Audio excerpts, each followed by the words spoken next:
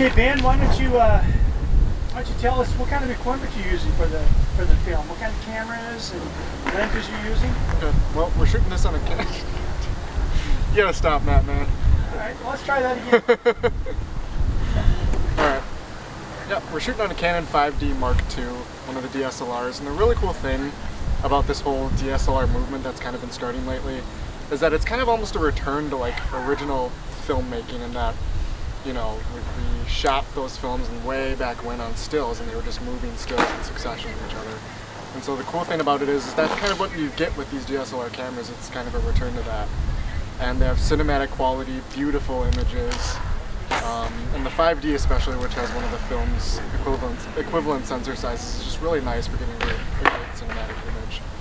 And so we've been shooting on this, and we have quite a variety of lenses to cover our focal lengths.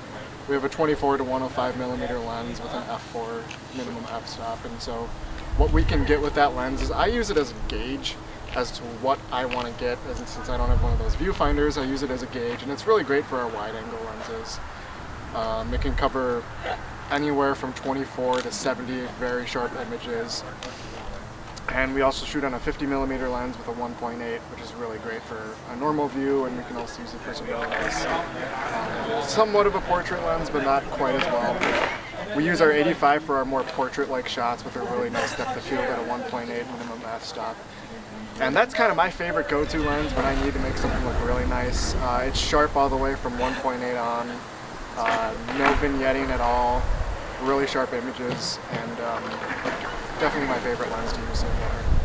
And we also have a 70 to 200 millimeter lens, zoom lens, which I didn't think originally when we had it that I would use it much, but we've been using it a lot for telephoto shots that we couldn't really get with an 85 or a 105 or anything like that. And it produces really sharp images, minimum 2.8, sharp all the way through, really nice set of glass. And we also have a 15 millimeter Sigma lens, which is slightly a fisheye, but not quite a fisheye, and we haven't quite found its place for it yet, but hopefully we'll get to use it at some point. Now, you've looked at some of the footage you've shot, and what do you think? Oh, it's been great. It's been great. I mean, the quality of the shots that we've been getting has just been outstanding. And now that, of course, the lenses help, but you know, having a good director, a really good director who's good at communicating and has a really sharp vision of what he's looking for, and is able to communicate that well is really important. And I just try to do my job to make things look nice and fit his vision the best I can.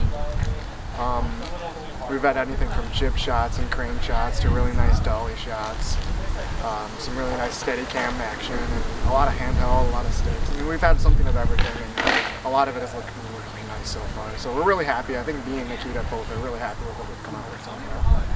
Well, what learning experiences are you able to take from this shoot? I'm gonna have to think about that one for a second. You know, you kind of learn something from everything. Every little shoot I've been on, whether it's, you know, a web series or a short film or a feature film, or doing my own independent promo work, I learn something from everything.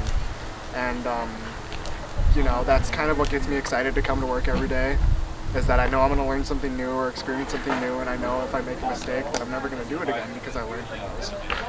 And from this shoot especially, it's been the rigors of the shoot, and some long days, some not long days, and then we kind of run around sometimes, and sometimes we're not sure what we're expecting or what we're going to get out of it, but things look nice. And so you learn a lot about communication, you learn a lot about putting in the right effort to make the shots look great, no matter how long it takes. If it's a 15-second, 10-second shot and you spend 4 hours on it, you know, you put in the work and you get good results. And so we've definitely come away with a really good end result as a result of putting in the hard work.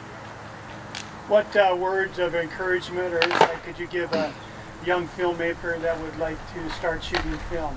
Keep working. I mean, hard work pays off. I always like the quote that, I don't know whose quote it is, but I always throw it out there. It's, hard work beats talent when talent doesn't work hard.